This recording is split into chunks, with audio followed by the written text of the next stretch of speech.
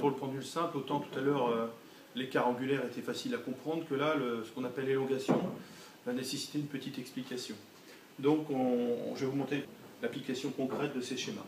Tout d'abord, un ressort possède ce qu'on appelle une longueur à vide.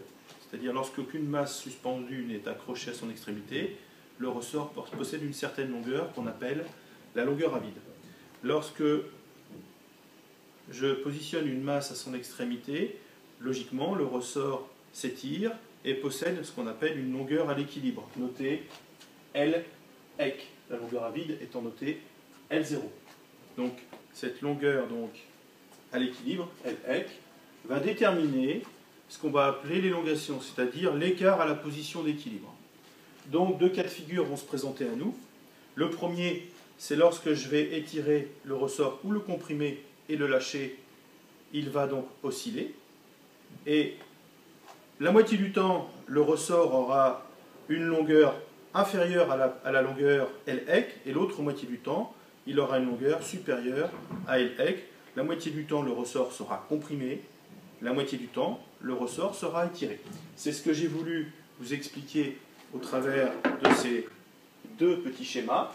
Donc, la longueur du ressort en fonction du temps va évoluer de cette manière. Dans ce cas de figure, lorsque je fige l'image, la longueur est supérieure à la position d'équilibre, ce qui veut dire que x de t, qu'on appelle l'élongation, va être égal à la longueur du ressort à l'instant t moins la longueur du ressort à l'équilibre. X de t égale L de t moins L EC.